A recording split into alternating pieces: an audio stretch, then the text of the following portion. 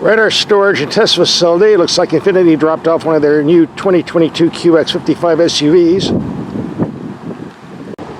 This is billed as an all-new model, and yeah, technically it's true, but in reality it's based on the QX50 with the minor changes. For instance, all-wheel drive is standard, you get more goodies. And instead of a squared back for holding 31 cubic feet of cargo behind the second row seats, you get this sloped back.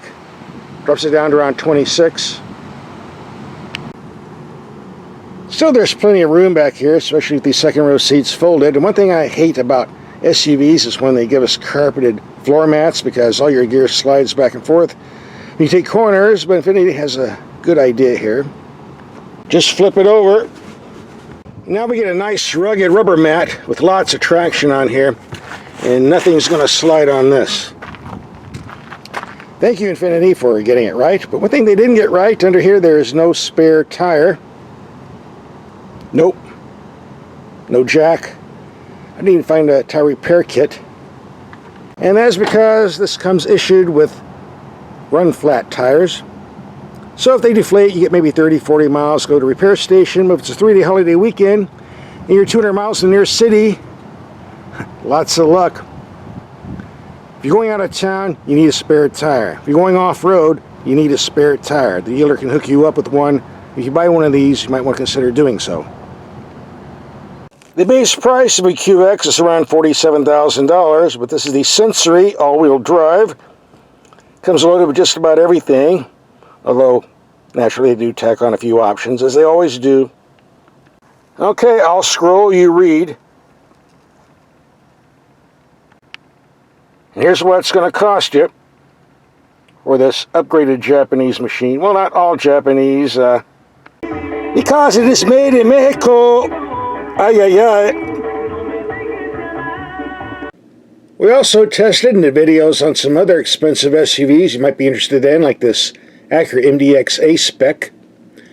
We have a link to that video at the end of this video. Just go there and click and watch. And we also did a review on the Genesis GV80 SUV. We have a link for that video at the end of this video as well. So you're getting 3 classy SUV videos for the price of 1, free. And I just noticed these tires are made in Mexico too, even though it says Bridgestone, a Japanese manufacturer. Guess they have plants all over the place.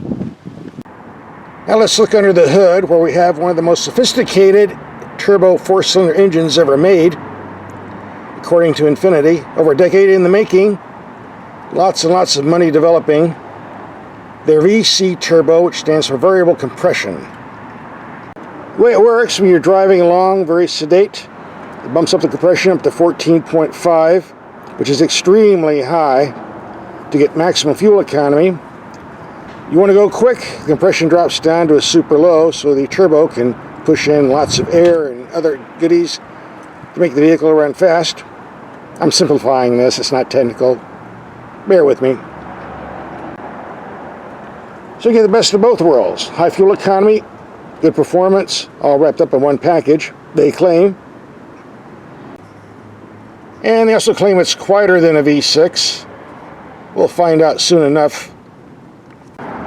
Here's what they claim fuel economy numbers are. According to my computer on here, in the previous 950 miles of driving we had in the fleet, we were averaging 21 mpg. Mostly city driving, some mixed. I think it was Motor Trend that drove this for a couple of months and got 22 overall instead of the 25 claimed. Stick around, we'll find out soon enough. We're going to rack up a lot of miles on this. That's good news for the engine, not so much on the transmission. I was absolutely shocked to find out that Nissan was attaching one of their CVT gearboxes on here on a sophisticated engine that really needs a good dual clutch.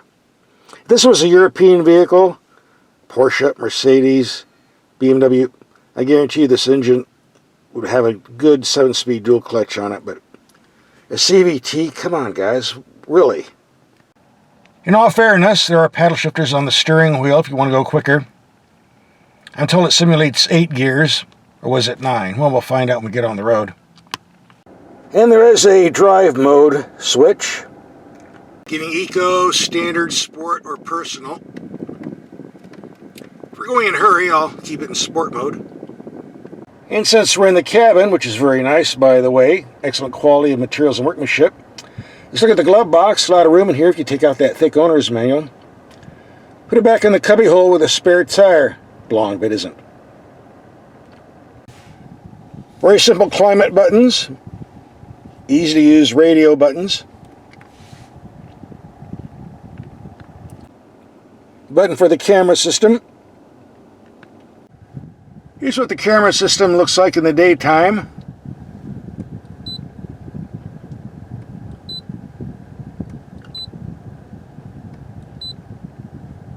Yeah, the screen's a bit on the small side for a large luxury car, but a knob for the map.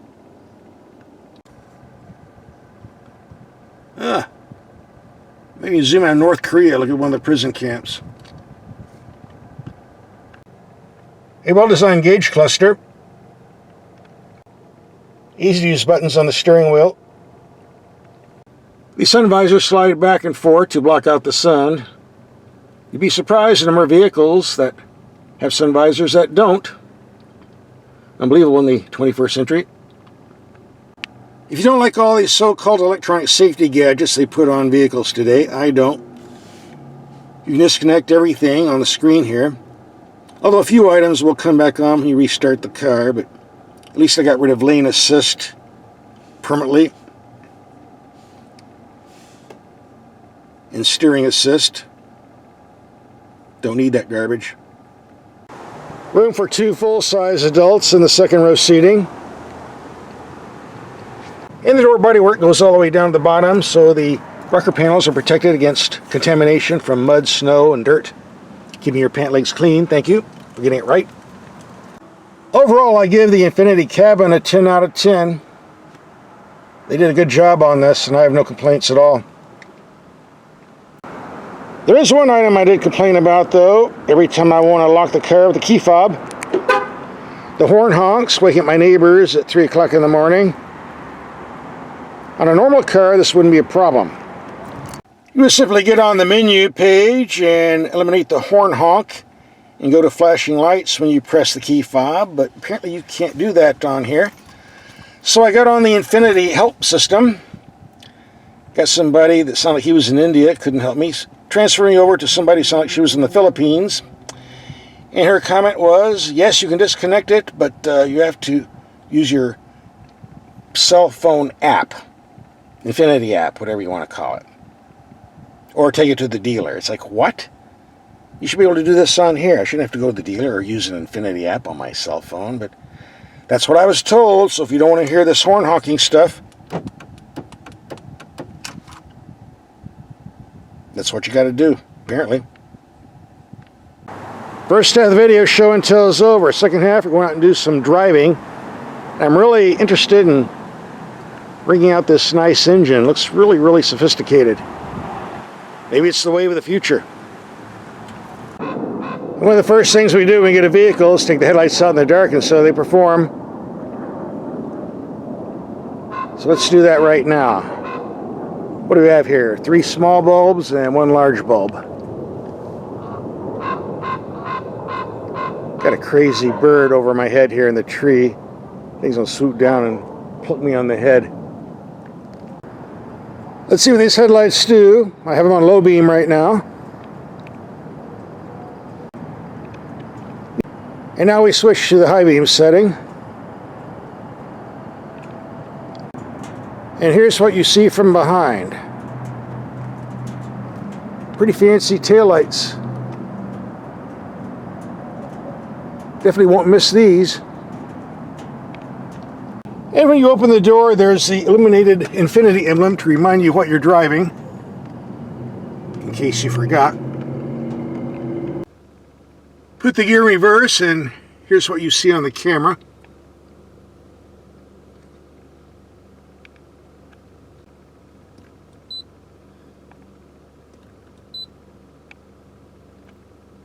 The gauge cluster lights up pretty good. Here we have the low beams, only about 100 feet away. Very bright, good height, widespread. No complaints from me. High beam's pretty strong. I also noticed these are active headlights. That means they swivel in the same direction you're turning the steering wheel at. Very aggressively, too. Great for taking corners at night. Does it on low beam? Let's see if it does it on high beam. Yep, does it on the high beam setting as well.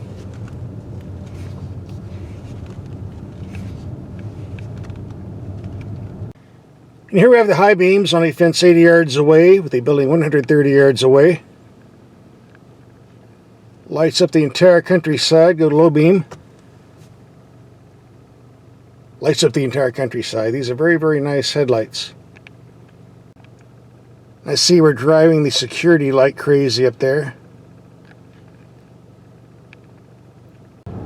Well, if you do a lot of driving at night, you'll definitely be pleased with these headlights. We're definitely getting our money's worth here.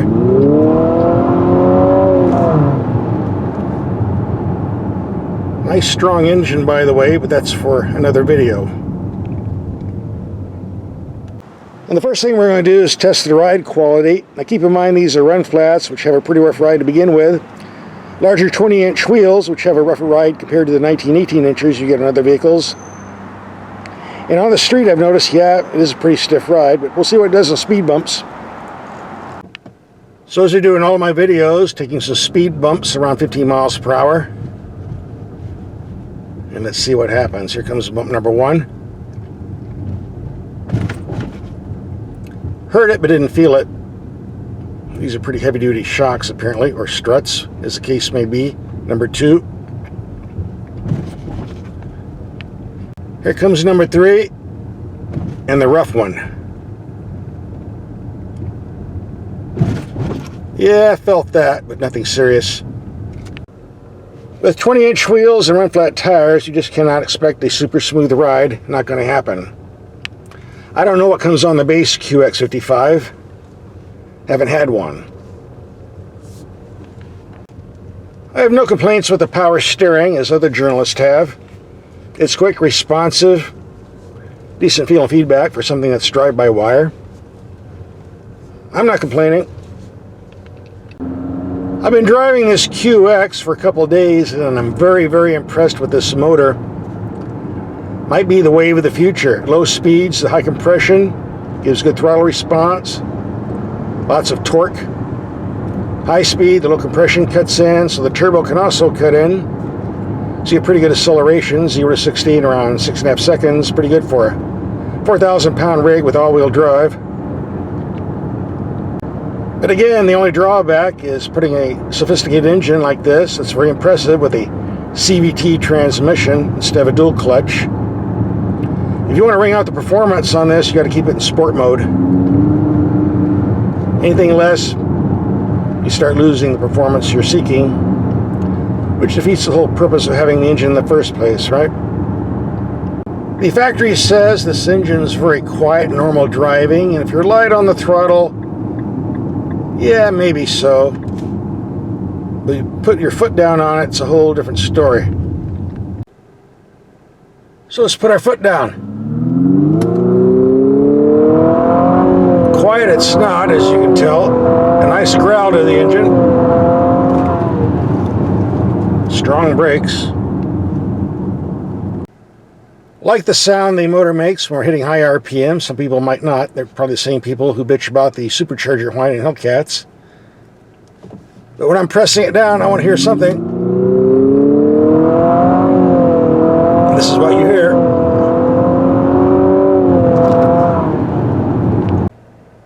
So I've been driving heavy city traffic today and doing these 0 to 60 runs and passing a lot of slow pokes, and 15.5 now. Well, if you use the performance, you're going to use the fuel, right? It's just the way it is.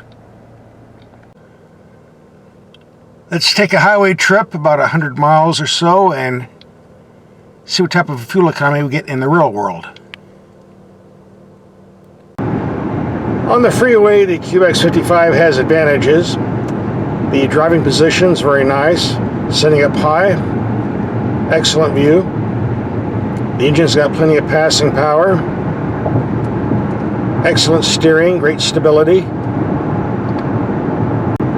the negative side, as I mentioned before, these giant 20-inch wheels, run flat tires, a bit on the noisy side, especially on rough pavement.